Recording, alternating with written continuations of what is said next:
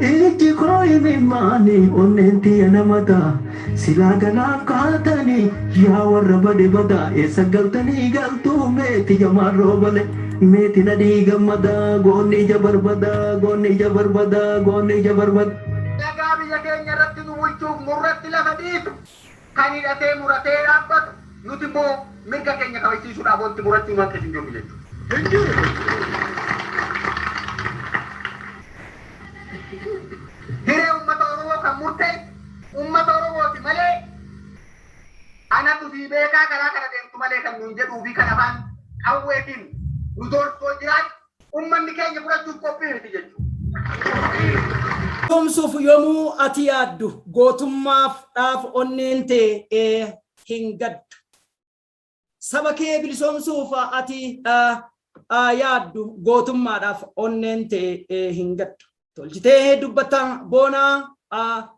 boonaaf of hin dhabdu. Walabummaa gonfachuuf qabsootti cimtaa. Eessa jirta nadhii? Eessa jirta nadhii? Bakka jirtu nutti himta. Saba keetiif baatee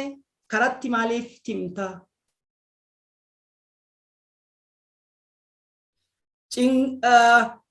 Cingala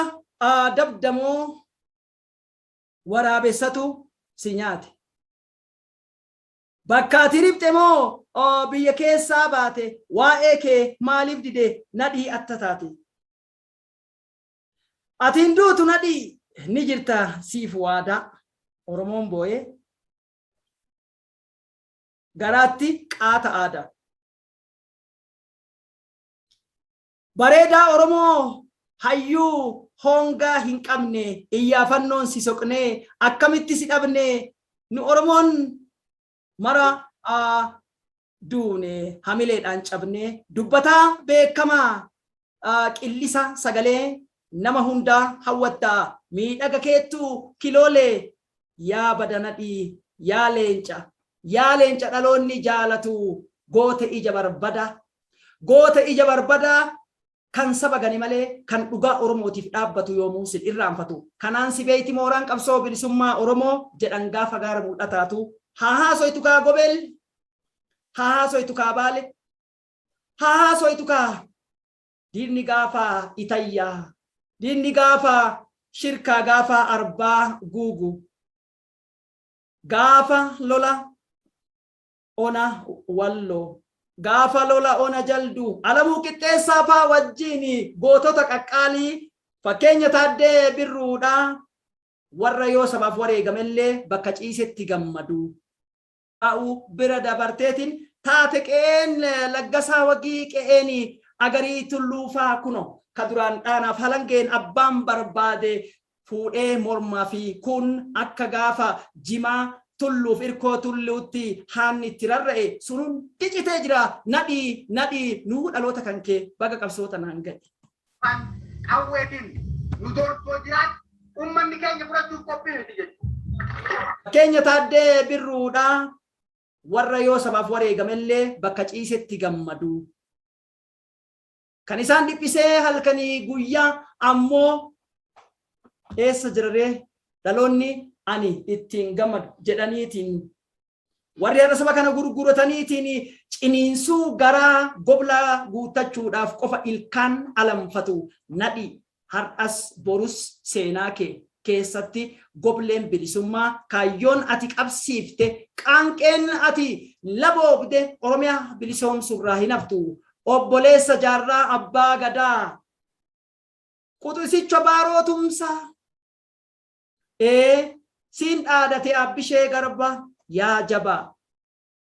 gaafa lolaa dhoombirii akka waan abjuudhaan agartee waan Oromoo godhan hunda gadi baafteetiin laga xaafoo fi sulultatti marii sabaa keessatti kan Oromoo cabsu kan Oromoo kutaadhaan qoodu hundi haa badu jette karaa kana maqii karaa san maqii jedhee kan nu ajaju yoo jiraate afaan qawweetiin ifirraa deebisuudhaaf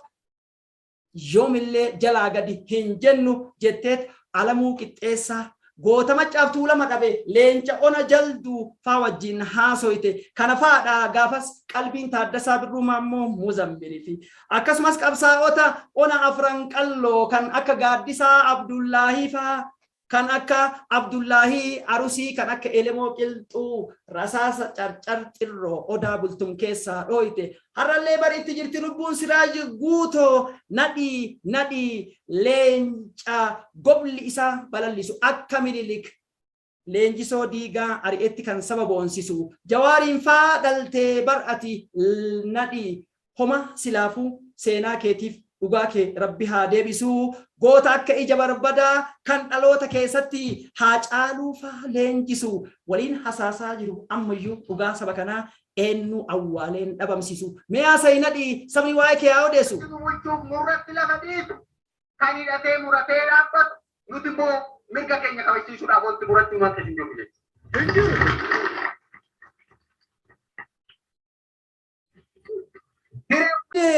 Qoorsine imimmaan firoota godaannisa seenaati ati utuba dhaloota nadhii gaafuma kam waa'ee kee yaaduu dhiisee dirriqoo boqota.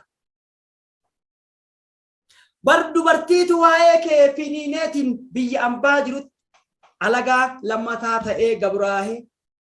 qabsoo ati finiinsitee eegaltee irraa waadaa hin cabsu jettee giiftiin Oromoodhaa qarrittiin Oromoo faana raggaatu roobaaf aslii Oromoo faa qabsoo finiinsuu eegalte gumaacha diinagdee godhaa jirti nadhii kaayyoon kee akka salphatti yoomi balfaawwan akka OPDO fi kaayyoo goobana daaceetiin dubatti harkifatte hin yaadin nadhii maalfaa waliin dubbatte maalfaa waliin odeessite toora akkamiiti mee kaayyoon Aliyyi Cirrii fi Huseen Bunee faanuu keette kana keessaa hoo oduu Haacaaluutii fi simannaa Haacaaluu faa akkamitti daawwatte walba yaa jabaa. Gaafa lolaa dhoombirii akka waan abjuudhaan agartee waan Oromoo godhan hunda gadi baafteetiin laga xaafoo fi sulultatti marii sabaa keessatti kan Oromoo cabsu kan Oromoo kutaadhaan qoodu hundi haa badu jette karaa kana maqii karaa sammaqii jedhee kan nu ajaju yoo jiraate afaan qawweetiin ifirraa deebisuudhaaf yoomillee jalaa gadi hin jennu jetteet Alamuu Qixxeessaa goota maccaaftuu lama dhabe leenca ona jalduu faa wajjin haasoyte kana faadha gaafas qalbiin Taaddasaa Birruu Maammoo Muzambirii fi akkasumas qabsaa'ota ona afran qalloo kan akka Gaaddisaa Abdullaahi faa kan akka Abdullaahi Arusii kan akka Elemoo Qilxuu rasaasa carcar xirroo odaa bultum keessaa dhooyte harallee bariitti jirti lubbuun Siraaj Guutoo nadhii leenca gobli isaa balallisu akka Minilik leenjisoo diigaa ari'etti kan saba boonsisu Jawaariin faa dhaltee bar'ati nadhii homa silaafuu seenaa keetiif dhugaa kee rabbi haa deebisuu goota akka ija barbadaa kan dhaloota keessatti haa caaluu faa leenjisu waliin hasaasaa jiru ammayyuu dhugaa saba kanaa eenyu awwaaleen dhabamsiisu mi'a sayinadhi sabni waa'ee kee haa odeessu. Murratti lafa dhiitu kan hidhatee muratee dhaabbatu nuti immoo mirga keenya kabachiisuudhaaf wanti muratti uummata hin jiru jechuudha. Madduuti waa'ee qarree Oromoo fi qeerroo Oromoo kan biyya ambaa keessa ta'ee sabbataa mul'ii hidhatee biyya ifirraa jireenya wabii dhabee bahee sanuu waan guduunfatee waraana bilisummaa Oromootiif jedhee waadaa seenee har'a nu keessa taa'e kana faa quba qabda moo Haacaalutu waa'ee qabsoo keenyaa sitti haasa'ee itti jirtii bar seenaan murtii Guutoo faa isa santu har'a lafaa ol ka'ee bishaan danfaan isaan qabbaneessuu barbaadan dhiiga qabsoo ta'ee faca'ee marroo fa'aa marii fi murtiidhaan kilaashii afaan gadiin deebi'ee diina isaa waga'ee akkuma nadhiin jedhe sanii har'a maqaa keetii moggaafamee osoo deemu Finfinneetti dhiyaate dulli maqaa keetii moggaafame kibbarraa Shaggar jala ga'e yoom kana qofaaree nadhii waa'ee seenaa keetitti osoo hin deemin dura kan saba isaa galu duraanuu goblee hin qabu billaachi ibidda reeba jette kanumaafuu reebaa jiranii dhaloota dhaanaa jiranii qaayyoo aslii Oromoo faa murattuu dalloo faa itti wareegamanii kana hoo quba qabdaa waan Abiyyii fi dabballoonni qe'ee keessaa uummata ittiin jiranii. Leenca siin jedhe sooressi jaarraa abbaa gadaa kana qofaaree waa'ee burruu isoo boruu fa'aa sochii qabsoo gaara mul'ata hin beeyta eegaati godaante barraggaatu roobaa fa'aadha kan Mallas Zeenaawii balleessine ABO jedhee ittiin dhaadatee gadi fuutee faranjii Ameerikaa leenjiftee ona bookee xiqqootiin gobelli lafa qabsaa'otaa ona harba daaroo abboonatiin gadi buufte garuu faranjicha sana ugguruudhaaf kosii fi balfaa galamsoo jalatti riphxee naannoo daa'imaa sanirraa fuuteeti ji'a sadiif tursiiftee hubannoof murannoo akeeka qabsoo bilisummaa Oromoo waan ati galaalchite akkuma aanessoo waaree mul'is gadaa fa'aatti isiilleen dhugaa jiru faranjichaa himte gaafa kaanii dirqama kee fixxeeti waan silaa nuti dubbachaa turte kana walumaan dhageeffannaa waan miidiyaan addunyaa jedhu salphina mallasii bara sana haasa'ee itti jirtii bar seenaan murtii guutoofaa isa santu har'a lafaa ol ka'ee bishaan danfaan isaan qabbaneessuu barbaadan dhiiga qabsoo ta'ee faca'ee marroo fa'aa marii fi murtiidhaan kilaashii afaan gadiin deebi'ee diina isaa waga'ee akkuma nadhiin jedhe sanii har'a maqaa keetiin moggaafamee osoo deemu Finfinneetti dhiyaate dulli maqaa keetiin moggaafame kibbarraa shaggar jala ga'e. Seenaa ajajjoota keenyaa seenaa warra aamuritti dhumanii kan jiraachifnuun Meeti nadhii gammadaa meeti jamaa roobalee meeti nadhii gammadaa meeti jamaa roobalee diina afaan keettanii biraa dheettanii kalee diina afaan keettanii biraa dheettanii kalee qawwee muka suuytanii hundatti obruuytanii qabattanii dagalee ala kanaan oltanii hidhattanii sagalee Meti Muhammad Aman gaarri gaara saymannaa diina tibeyne mee amma isinumaa akkamittiin amannaa udumtanii udumaa yaa warraree udumtanii udumaa yaa warraree udumee badada beekii dabaa warra Nadi Gammada, the story of the love, and Nadi Gammada, I was born 1978, Afan Oromatin is in Gedara, the right activist and the member of Abao. If Nadi Gammada, the meeting 1990, death of the living president is not yet to confirm it. The story behind the story, Afan Oromatin is in Ika. The Oromia original state was born in from back of your father Haji Usman Roba and his mother Amina Borthera in 1955. The name of the generation of Katima Haji Usman was Brian is the name Nadi named Haji Usman was the reigning after the name to Haji Usman Nadi Gammada started calling father's name. Nadi had a brother and 4 sisters. Nadi Gammada and had a student St. Element and University passed national exam within the West from Finne to university after finished 1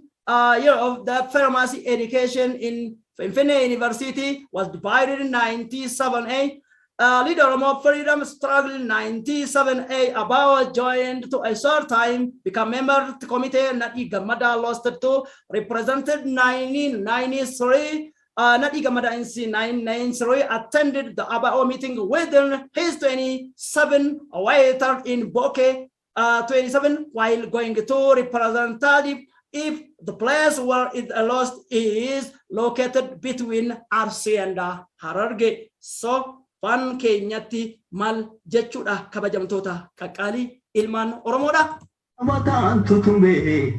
qabsaayaa meeqa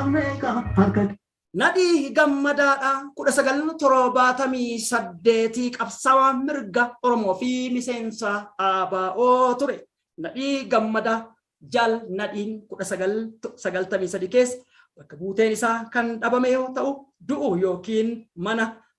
hidhaa jiraachuu hanga ammatti wanni beekame hin jiru. Abiyyii fi balfitoonni yookiin killeewwan goobana daacee eessumman Minilik ni beeku. Iji koo imimmaani onneen namata silaa ganaaf kaatanii yaa warra bade badaa eessa galtanii galtuu meeti jamaa roobale meeti nadhii gammadaa goonni ija barbadaa Nagaa biyya keenya irratti nu bulchuuf murratti lafa dhiitu kan hidhatee muratee dhaabbatu nuti immoo mirga keenya kabachiisuudhaaf wanti murachuu akka hin jiru jechuudha.